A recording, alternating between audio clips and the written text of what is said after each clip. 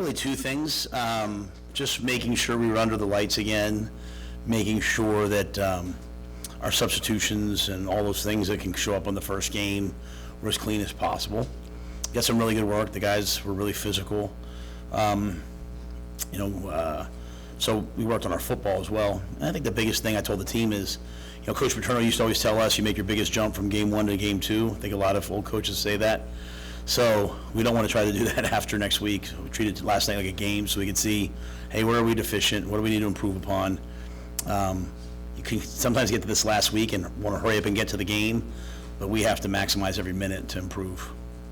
You talked about liking Alex Bullock and Isaiah throughout camp, but can you speak on them being at the top of the depth chart going into the season? Yeah, we're going to play a lot of receivers. I mean, Isaiah, you saw the explosive nature that he has last year early on in the season when he played. So, to me, Isaiah's always been a starter for us, would be a starter. He, had some soft tissue stuff at the end of the spring, so they kind of held him back. But he's had a really good camp, great hands, smart, tough, fast. So excited about Isaiah. And then Alex, was not my intention usually when I have scholarships to give it to a senior who's put their time in, but you just can't deny what he's done. I mean, he's made one-handed catches, acrobatic catches. I mean, he's been dynamic all camp, and so, he's a starter for us, and I think we'll play really well. I know Marcus just got back and felt good about how he can work into being ready for next week. Yeah, I'm taking it one day at a time.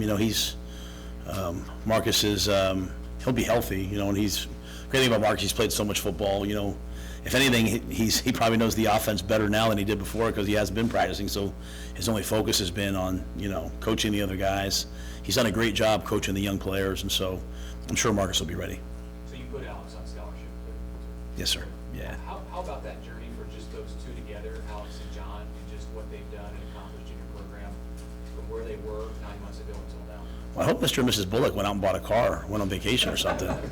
So that's got to be a nice penny there. No, it's a great family. And, we want to be a program where everything's earned, I tell the guys, you want this, you want that, go earn it. And they've certainly earned it. One of the hardest things about being the head coach is sometimes you see players that are not on scholarship who deserve them. Unfortunately, not very often. Sometimes you have guys who are on scholarship who don't really maybe value them the way they should. Maybe take things for granted. We don't have very much of that at all. But we do have guys that deserve to be on scholarship, right? And there's others as well. So both those guys are valuable contributors. They're going to play a lot of football. And, it's not like we gave them one. We just got the one that they were owed to them. Just got a little later than we should have. How much do you feel like you know about your team up to this moment? How much can you just not know until they play the game? Yeah, we won't know truly who we are till we play a game, and probably a couple games, right? My challenge to them has been, don't get to game 4 and game 5 and have all of a sudden everything slow down and have the light come on. Like, try to do it now. It's like, the all-in shows of some of the things have gotten out that I've said. I talk a little bit about, getting to that first game and there being a messy front end. There's also a messy front end to each season and a messy front end to a new coach. Next year will be so much easier. The guys will know what to expect. Every day that they walk into them, they're kind of like, okay, what are we doing today, coach? And they're such good kids. Like, I had some kids at Temple that were kind of like, well, whatever you do, I'm going to, these guys want to do everything right. And so I want them to prepare up into the game, but what I need to find out is, are they going to be the type of team that just goes out and plays and doesn't worry about what happens? That's the only way you can play this game, is not to worry about the score, just go play. And so we talk about it all the time. I've seen them do it in practice. Will they do it in the game? That's the challenge. That's a challenge for me. That's a challenge for them. Matt, how different is game week prep back at the college level compared to the last few years in the NFL? I think my time in the NFL really prepared me to do this better, right? I think if we're playing for our staff, or if they're being recruited by our staff, they're probably better prepared for things at the next level than maybe before. I've adopted probably more walkthroughs and things like that than meetings after my time there, because I just see the value of like getting out there and feeling it and doing it. So football's so different. It's like, at that level, you're preparing for like outside zone and duo, and then you get here and it's like, how are we going to handle this RPO, that RPO? The football is way more, in some ways, complex or different, varied. But we're kind of going with the same schedule we used at Baylor. It's a unique practice schedule, but it's something we believe in, so I'm excited to do it with the guys. Hey Matt, could you kind of describe how you found the collective state of the program when you first met with the team and compare it to maybe what you think it is like now? I think anytime you have a new coach coming in, there's just a lot of anxiousness and anxiety. They just went head coach. They went from Scott to Mickey, kind of got comfortable with Mickey, then all of a sudden I show up, it's, hey, does this guy really want us here? What's he going to do? So probably just a lot of like, hesitation, I don't know the right word is hesitation. Probably a lot of just anxiety about what's the future going to hold, where do I fit? I think everyone's very clearly, I think everything's pretty transparent. We want to have a very positive, stable, transparent environment, a very challenging environment. Like, we're not, you heard me say before, like, we're a caring, not coddling place. But I just think that they kind of know where we stand. Everyone knows where they stand. They know what's expected. So I think we've come a long way in that regard. I guess what I meant by the question was, did you find the team to be a beaten down team, and now maybe they've come out? No, I know what you meant. Yeah, I'm just not going to say anything about that. It's a great question.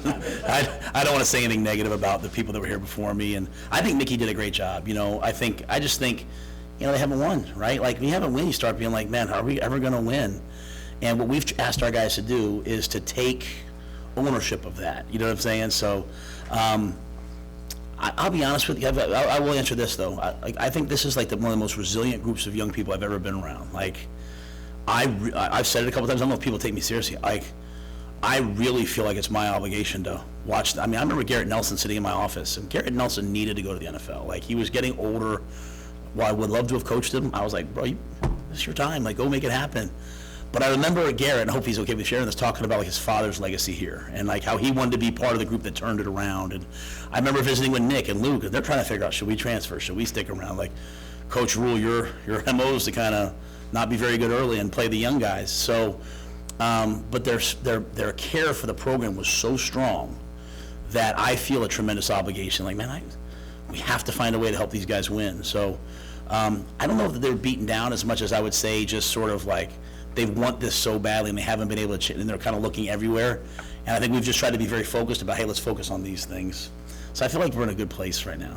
Do you have a pretty good sense of what your game day operation is going to be? Like, is Coach Sack going to be in the booth? Is Coach White going to be on the field? Like, do you have a sense of that? I know you coach both offense and defense, so you probably have thoughts on both. Yeah, I just think it's really, the play callers have to be comfortable. I would never want to call a game from the field. I'd always want to be up top where it's a little bit more, sterile and less emotional. But Sat likes to call it from the field. Tony likes to call it from the field. Sometimes the coordinators that work for me rather just go up in the box and get away from me after a couple of games. But I don't spend too much time worrying about it. If I'm being serious, like, to me, we've done so much preparation. There's not a thing that'll be called that we haven't prepared for and talked about. Like, we literally will talk about, hey guys, it's I'll sit there and say it's 3rd and 7 on the 32-yard line. I say you have 2 downs. We're going for a 4th and 3. What are you calling? And they better be able to say it to me like that. So, and Sats, he lead at that. He's worked for me before, and Tony's really smart in that way, and so is Ed. So, but I would think all 3 coordinators would be down on the field, and then probably Garrett would go up top because Garrett's really sees the passing game well. Aaron Cooling, who's one of the finest young coaches I've ever been around, he was he's a graduate assistant for us. And that allows him to be on the headset.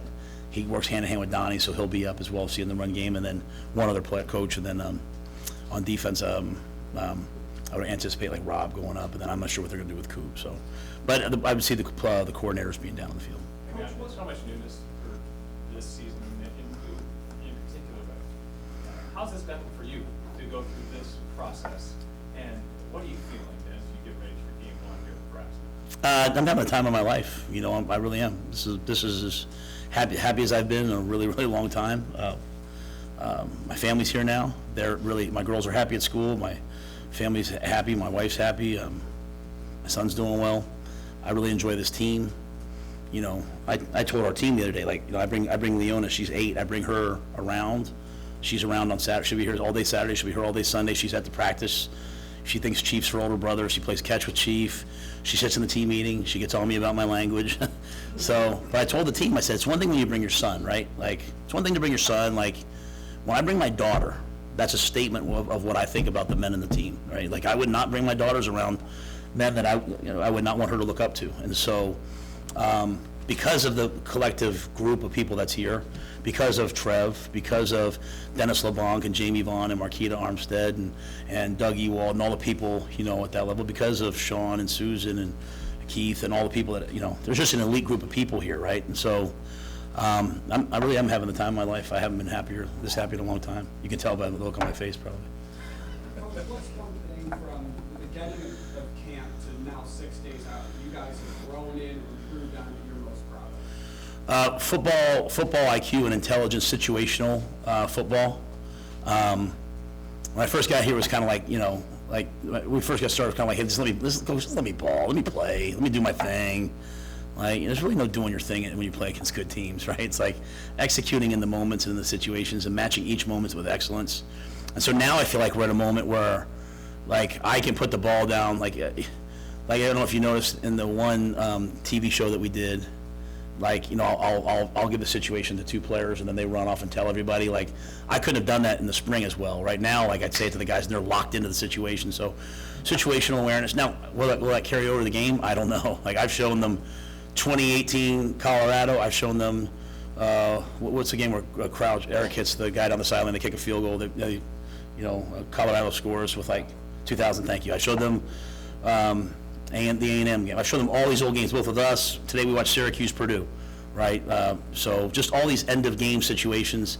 And I'd say when I first started, I'd say, what do you guys hear? And I'd have like three guys, Well, now there's a chorus of guys that understand what's happening, understand the situation, what should happen. So I'd say our situational awareness has really jumped up. And in a day and age where a lot of guys don't really watch football, like I watch the ESPN game, and I'm like, did anybody watch it? And they all kind of look at me like, and they're watching that they're watching the highlights on YouTube or they're watching it on TikTok, which is, hey, it is what it is, man. But watching that together, I think is really good because we have a common language situationally. How much is your overall approach geared toward reversing the trend of losing close games? Do you think of it that way? No, if anything, I sometimes I get upset when like you guys ask a question, our guys will talk about last year. I don't think there's any value in us talking about the past other than learning from it, like the football. Because it has nothing to do with me. Like, I wasn't here, so like, why would I talk about, like, if you were asking me, like, hey, Matt, let's talk about what happened at Baylor or Carolina or Temple, I'd 100, but I think what's happened in the past was just a different entity. We have to answer for the things that we do, right? So I'm more worried about just being on the front end of what we do than the previous things that have happened, if that makes any sense. Like if we go out to kick the game-winning field goal, I certainly don't want Tristan thinking about, well, this guy made this kick or missed this kick. I want him thinking about just right now. So I came into the job, though, to answer it, knowing, like, hey, this team's close. We have certain things we have to do. So that's why we've put such an emphasis on how we eat. Like, the guys don't love the fact that I make them eat 3 meals a day in the training table. Sometimes they just want to go out and eat Subway, but we do it because we want them to get as big and strong as possible so we can win games in the fourth quarter, right? The way that we lift, the way that we do everything. That's what I meant. Yeah. Oh, I'm sorry. Yeah. So, yeah, I just don't want I try not to talk about, hey, guys, we've lost a ton of close games because I think that puts that in the universe. For me, it's like we're going to win close games because we're doing X, Y, and Z. And I want them to draw on, like, honestly, I mean, the matchups we did were really, really hard. And this training camp was really, really hard. I mean, this was really, really hard.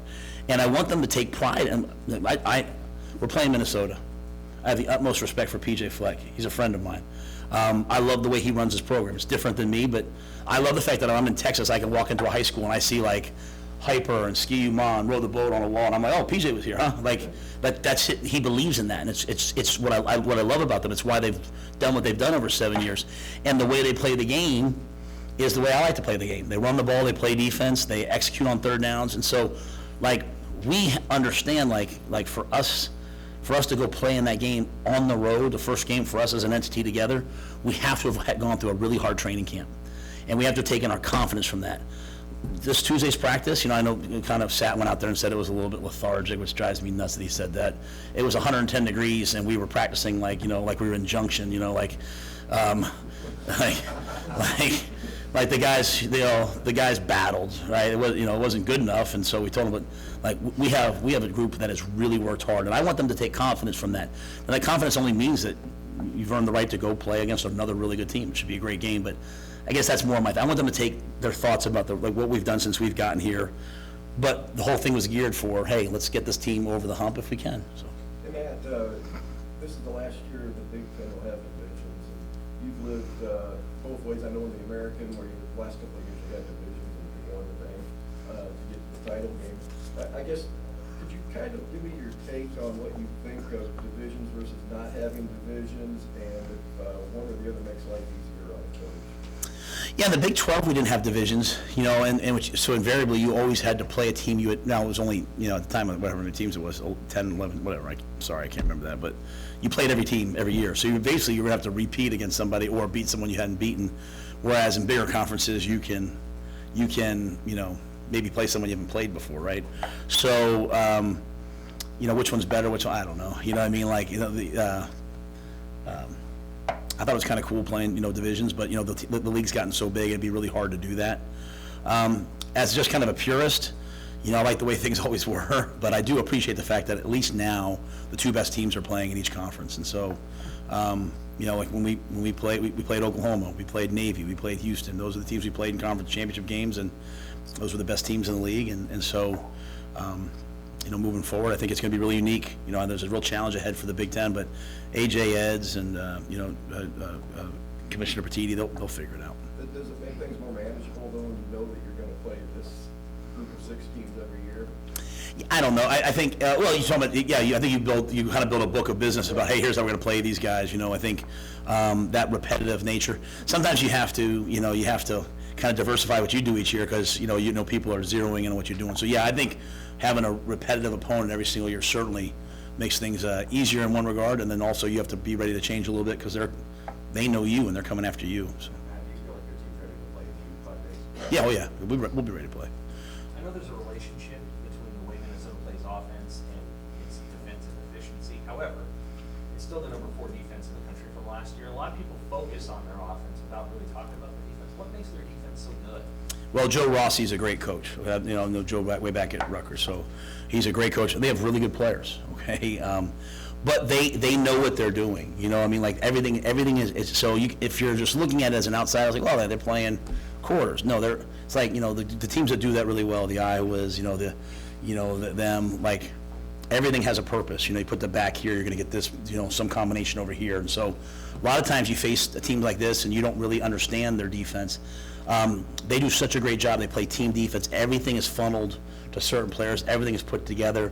And so, I've never worked with Joe, but I'm assuming they probably know here's the things that beat us, and they practice those things. My defensive coordinator for 10 years was Phil Snow, was one of the best quarters coaches you'd ever see. And they might put these things on tape. We would always practice these things because he said, hey, this is what's going to beat us. And so it's really well put together. They have really good players. They play really, really, really hard. And they have guys at every level. You know what I mean? Like they have an elite linebacker. They have an elite safety. They have I think 4 elite players up front. And so they're a big physical team. And to your point, everyone talks about how much they run the ball, and that whether they throw it more, who knows? What I'll say is they're one of the top teams on third down on offense, and they're one of the top teams on third down in defense. You can say you want to run the ball, but if you can't convert, you're going to be in a lot of third downs when you run the ball. If you can't convert third downs, nothing's going to happen. And so they're over 50% on third down offense. Right? They're really good on defense on third down. So that's the challenge. If you ask me, hey, Coach, what's the game going to come down to? Besides like turnovers, the obvious things, can we win some third downs on both sides of the ball against a team that does it really well? I know you mentioned Chief, and see him on the top line there at the jack spot. Most of what we've heard about him has been off the field stuff, his personality. What does he bring on the field that has you guys feeling good about him? And just to clarify, anybody that's an or, we just put them alphabetically, right? So it's not him, then MJ, and then Jamari's been banged up. Jamari unfortunately got a stinger, and he was coming back, and then he took a step and hurt his foot a little bit. So we expect him back, but he was kind of really in the front, of that race as well. But we have 3 guys we know can be elite jacks. With all that being said, to answer your question, I think Chief is someone, when you look at his history, number one, he has the personality. He has the social media presence, which are all awesome. What I love is his commitment to service, his commitment to the community. You see it everywhere. You see the things he does community service-wise. You see the way he, anybody he comes in contact with, he tries to make their day a better day. He's special in that regard. He's got a magnetic personality. There was a thing, I learned so much from our team, basically, from listening to interviews, which you guys do with them, because I hear what they're saying, or listening to the things that our social media team puts out. I watch them, and there was a thing where MJ was talking about, he comes in sometimes, he's probably a lot like me, and he's not a morning person, and just how Chief is like sunshine. And I told Chief, I said, that's beautiful. In a day and age where everyone wants to kind of be isolated, be their own brand a little bit, like to have someone that brings that warmth and charisma to a room is special. So I love the way Chief gives back. I love who he is as a person. He's going to be really successful in life after football's done, because he's got big plans for himself. And what I like, he just takes care of things. But he takes care of the people he's around, takes care of football, takes care of school. Was awesome in school this last year, and is making a name for himself off the field as well. Hey, Matt, you've got the war on the kicker spot. How do you kind of finalize that position as you head into next week? I think it's just over the next couple of days. We'll have, obviously, Sunday we'll be in full pads, and we'll kick again there. So, we've, as I said, kind of Buschini was kind of going with the ones, and Tristan was going with the ones, and then it kind of was coming to Sunday. We'll have one more day of competition, and then just for me, to me the depth chart is like an organism, right? Like it's ever changing. I'm not a big hey, set it in stone type of a guy. We're going to play guys, and competition. Competition's always there, and you have the power to change your situation. So it'll kind of be a weekly thing. Have you done your final 3 single-digit numbers yet? They voted last night. Yeah, they're going to announce those later today. Those guys don't even know yet. So. I know when Evan Cooper was up here in January, he really liked who was in his room and the potential there. How have you seen that kind of round in the form, that competition and who you have up on the top line to start? Yeah, we should have a good secondary. We've got good players. Quentin has had a great camp. I love the way Quentin's come along. Malcolm Hartzog is, he's A+ on the field, A+ off the field, A+ in the classroom. He's a special young man. Tommy is a physical freak. Got a little bit banged up. He's back to full speed. Dwight Boodle's probably been one of the big surprises of camp. I would say surprise. He's just a young guy. He's playing like an older guy. Really benefited from being here. So I think Dwight's prepared to play. Ethan Nation has been, really kind of burst on the scene. So we've got a lot of guys that we feel like can go play. Giff, is probably one of the leaders of our defense. Has done a great job. Omar Brown, the big thing with Omar's ton of talent, a ton of splash plays. Can he be the same guy every play? Can he be consistent? And he's answered that challenge. When you play for Coop, you're never going to say, man, I don't know how the coaches feel about me. You're never going to say, I don't know what I need to work on. Coop is as direct and transparent as possible, and Omar's met that challenge, and he's still meeting that challenge. And then Deshaun Singleton, he's a grown man back there. He's probably one of the biggest, most explosive, fastest safeties I've ever been around. And so he's, he tests out the gym, and now what you're seeing is his testing showing up on the football field, which I think is really awesome. And, then you have guys like Corey Collier. Phelan Sanford could start at all 3 positions. Phelan has made the jump, I think, from being like a really good special teams player and who can help on defense to now, hey, he could start. He's one of the fastest guys on the team, but he's now really, really consistent in all those areas. Kobe Bretz, some other guys doing a really nice job as well. Is there an update on Buford? I think we asked about him last at media days. Can he work his way back in this season, or what's the situation? Yeah, the big thing with us is because this is his second time having a major injury, we just don't want to rush him back. We kind of communicated with the family early on and him, hey, we're going to put you out there when you're ready, but not a day too early. So he, according to the doctors, had a significant jump just this past week.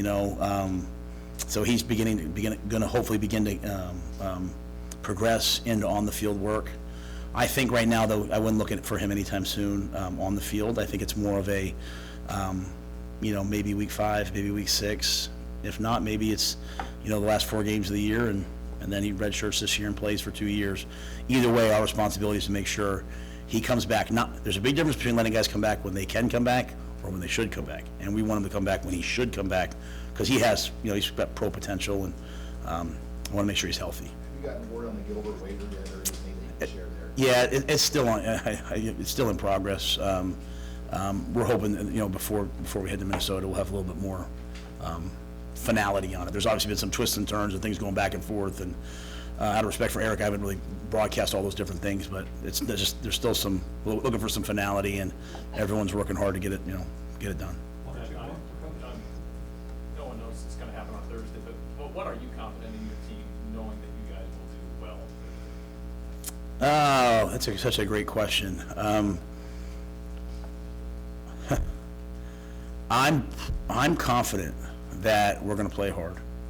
I'm confident that we're going to be a physical team.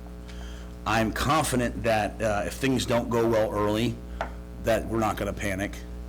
I'm confident that if things do go well early, we're not going to celebrate. You know what I mean? Like I think our guys understand that this is a 60-minute game and this is a 12-game season. And I'm confident we'll have fun together. You know, my wife, she knows me really well, obviously, right? And she said to me, she said, no, you're not going to be all stressed out, are you? Like, go have fun. And this is the type of team you can go have fun with. Like, you really can. You know, like, I've had some other teams, like, I'm like, you know, on top of everything. This is the type of team you can go have fun with. So I'm going to be loose, and I'm going to go play. And, you know, what better thing to go play an opponent like this, you know, that goes to bowl games every year and has success. And so it'll be a great way to test ourselves. But, you know, again, going back to Steve's question about late in the game and all those things, you know, we're going to be a team. I don't know when. We're going to be a team that plays our best football in the fourth quarter. You know, Coach Osborne came up the other day and just wanted to, you know, what an unbelievable man, just wanted to shake my hand and wish me luck. And we started asking him about Minnesota and started asking about some other things, you know, and at the end of the day, he was like, you know, we always wanted to be a team. You know, his Cornhuskers that won the fourth quarter was the best team in the fourth quarter. And that's what we've been preaching since day one. So again, as I tell our guys, when the ethos of who we are matches the legacy of what came before us, then we can build a legacy that comes after us. And, you know, this is a really good team. I don't know if we'll be the best team in the fourth quarter, but I can tell you that we will be trying to play our best football then. So if we do that, we're well on our way to being a team that can compete for wins and championships and bowl games and all the things that we want to have happen eventually. Matt, just kind of out of left field here, in light of some of the things that have happened over at Iowa and Iowa State, have you guys redoubled any efforts to counsel your guys on gambling? Yeah, you know, obviously when it first happened, we presented to them, the athletic department presented to them. I know that the conference is doing some things also that allows you to provide some resources. So, you know, it's such a, you know, when I was playing, obviously, you know, that was still an issue, right? You couldn't gamble, you know, way back when at Penn State, and we still had guys that probably got involved in that, and all college kids did. It's just everywhere now, right? Like, you watch the NFL, and it's sponsored by gambling apps. You walk into places where we play, it'll say sponsored by, you know, this thing. So it's just so pervasive in our society, and we have to remind our guys that, you know, there's a line that they can't cross, and so they have to have that integrity to do that. So yeah, we've talked about it. We've brought people in to talk to them about it, you know, within the athletic department and from outside. So my hope is that our guys make good decisions, as I hope they do in every aspect of their lives. Hey, Coach, it would be great to be able to be home for a first game, but you're on the road for 2 weeks. When you're talking about like the psychology with this team, is there benefits that you can share with them of like going out on the road for 2 weeks, not being able to be at home at Memorial Stadium for the first time as a group together? Yes, so let me say this very carefully. I cannot wait to be at home in front of our fans, okay, and to experience that. That will be like a bucket list item for my family and I. Just, you know, I've never coached in an environment like that as like my home environment, right? Like that many people, so I can't wait for that. With that being said, I love to be on the road, okay? I love being on the road. I love being in the hotel. I make sure Julie understands. I love being at home, but I love being in a hotel bed. I love like being around the guys. I love everyone seeing the guys in the elevators. We come down the elevator. You know, I love, you know, we go see a movie. I love going to the movie. I just love being on the road and having it just kind of be us. Like, I love getting to like some ugly locker room and trying to figure out like where my locker is and like, you know, and then walking out on the field and, you know, they don't know who I am. They stop me. So show me your pass and I got to get out there. Like getting, you know, I mean, I love all that. It's just kind of like us against the world, you know what I mean, together. So now I know obviously here we'll travel well, which will be awesome, right? But I just love that being sequestered and being together. And that's what we did at Selleck, right? And so the team that was playing at Selleck is the team that I want to show up on 8/31 and play out there. Sir, you had something, I don't want me. Yeah, maybe you addressed this already. What about the black shirts? Yeah, we're going to do that starting on Sunday. Yeah, that'll come out on Sunday. All right, thanks, guys. Thank you. Coffee. Hey, Matt.